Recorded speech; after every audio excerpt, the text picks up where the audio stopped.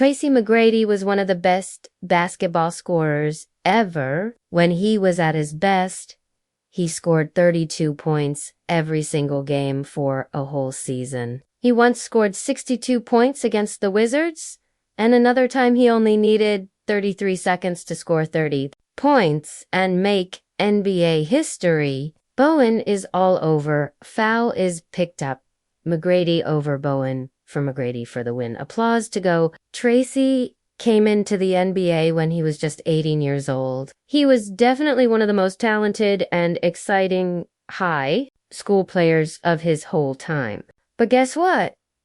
8 teams said no thanks to him. How could that happen? Well, the 1997 basketball draft is still remembered as one of the craziest draft years in NBA history. You had lots of teams losing games on purpose to get the chance to pick the greatest power forward ever. The Celtics had 2 lottery picks and still walked away with nothing good, and there was a mixed bag of players. Some were amazing at first, then got worse. Others never became as good as they seemed like they would in college. And a few, like Chauncey Billups, played with 5 different teams before he became a superstar and Hall of Famer. This is the story of the 1997 draft class and what happened to the 8 players picked before and after Tracy McGrady. But first, let's talk about what was happening before the draft. In the mid-90s, NBA teams were really scared to pick high school players. It had been almost 20 years since a high schooler went straight to the big leagues. So it was a huge deal in 1995 when Kevin Garnett made the jump. KG was a 6'11" forward picked 5th by the Minnesota Timberwolves. And even though he became the star you know and love today, his early numbers weren't that great. He only scored 10 points and got 6 rebounds his first year. The next season in 1996, 17-year-old Kobe Bryant entered the draft. Hornets select Kobe Bryant from Lower Merion High School, and Jerry West was amazed by his skill, talent, and attitude. To watch him work out, it was like ridiculous, okay? I mean like a grown man playing against little kids. But still, Kobe Bryant fell all the way to the 13th pick. He also had a slow start to his NBA career, only playing 15 minutes per game during his first season. So to most team managers in NBA offices, picking high schoolers was a risky, long-term bet, making a guy like Tracy McGrady seem like a possibly dangerous pick for their team. Even though he was 6'9" with a super smooth jump shot and dunks like these, looking back now, it's clear that many of these teams made a huge mistake by passing on teams, especially the team that passed on him twice. But the team with the first pick didn't make a mistake at all. In fact, they hit the jackpot. San Antonio Spurs select Tim Duncan from Wake Forest University. The first pick in the 1997 draft belonged to a team that didn't have much winning history. The San Antonio Spurs, coming off a season with lots of injuries, the Spurs had a special chance to put a young star with a team cornerstone. And lucky for them, there was one player in the draft who was perfect for that, Tim Duncan from Wake Forest University. Tim Duncan, the big man from Wake Forest, was without a doubt the top player in the draft. He was a 2-time college All-American with a 7'5" wingspan who had just won every Player of the Year award in college basketball. With Tim Duncan and David Robinson, the Spurs were sure they'd have one of the best front courts in the entire NBA. But what they didn't know was that by picking Duncan, they just selected the best player in their team's history right from the start.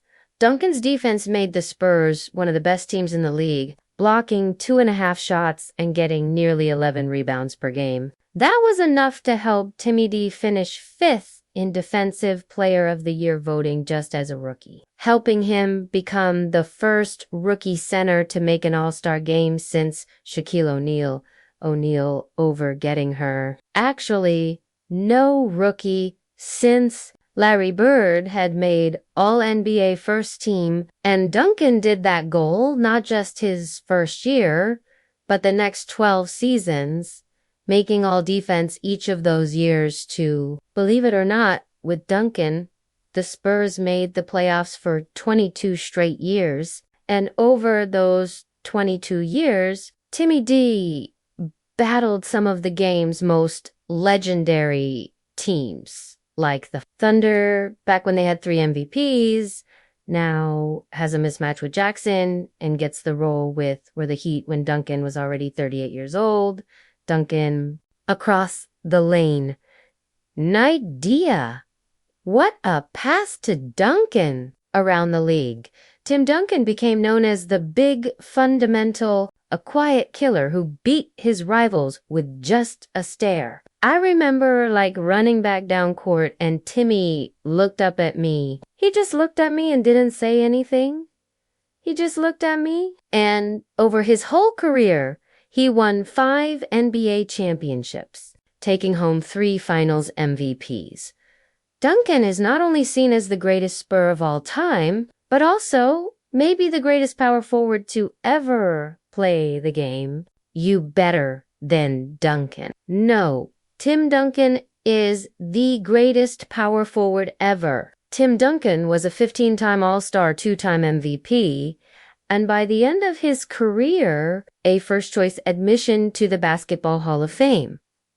So with all of that said, it's easy to see why the Spurs chose to draft Duncan over Tracy McGrady.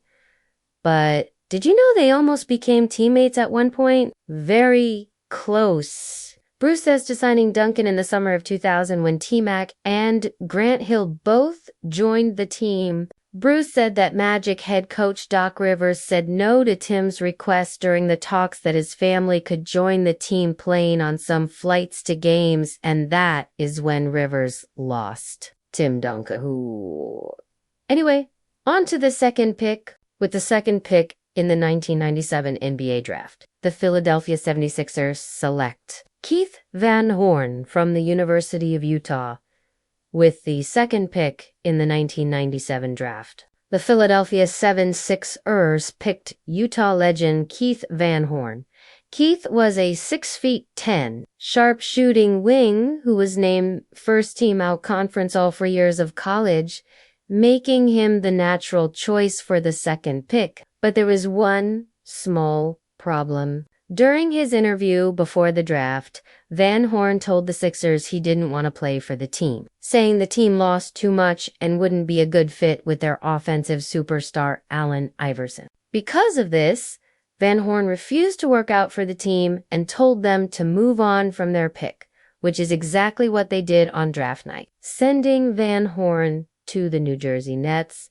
And with the Nets, Van Horn scored an impressive 19 points in 37 minutes per game his first season, enough to lead the team in scoring and helping him finish second for Rookie of the Year. At the time, Keith Van Horn played like a modern stretch 4 before it was really a thing. He could spread the floor with his jump shot, post up smaller defenders, and attack closeouts off the dribble. But sadly, after a great second season where he scored nearly 22 points and 9 rebounds, Van Horn's scoring started to go down and his role on the team got smaller. At first, it was partly because of his backcourt teammate, the legendary scorer Stephon Marbury, but in the year 2000, his role got even smaller with the additions of the Nets' number 1 pick, Kenyon Martin. The New Jersey Nets select Kenyon Martin from the University of Cincinnati, a powerful rim-running dunker and an intense defensive anchor. In 2001, the Nets traded Stephon Marbury for Jason Kidd, which totally changed New Jersey's offense. They went from like a traditional half-court system to a fast break pace and space team. Sure, the Nets did great under the changes, going from one of the worst teams in the league to the NBA Finals in just one season. But the changes made Van Horn's minutes, shot attempts, and role on the team smaller. So in the summer of 2002, the Nets traded Van Horn to the Sixers in exchange for Dick Amu. Keith Van Horn's time with the Sixers only lasted a year before he was moving again. He spent just 47 games with the Knicks in 2003, 55 games with the Bucks in 2004 and 2005, and finally 82 games with Dallas in 2005 and 2006.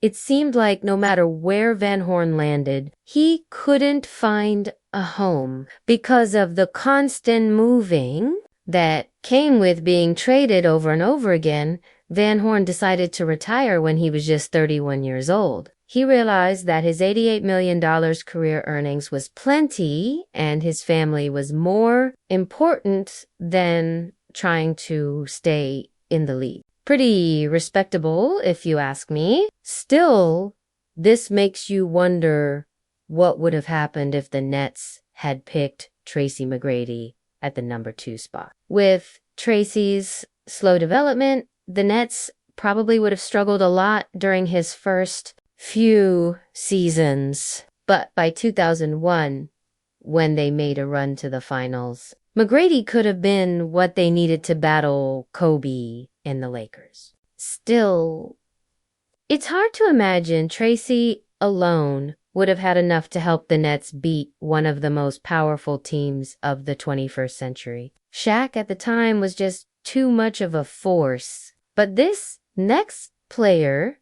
on the other hand, took out Kobe and Shaq when they were at their best, which made him an NBA legend. Celtics select Chauncey Billups from the University of Colorado. After bringing his hometown team Colorado to the big dance for the first time in over 3 decades, Chauncey Billups had turned himself into a top NBA prospect, being picked by the Boston Celtics 3rd overall. But the problem was the Celtics had just hired a coach who didn't have patience to develop him, putting Chauncey in a terrible position right from the start and setting up a disaster of a rookie season. In different interviews, Coach Rick Pitino openly said he didn't know how to play Chauncey in his point guard heavy lineup, forcing him to play as an undersized shooting guard, a position that completely wasted Chauncey's amazing passing ability. Because of this,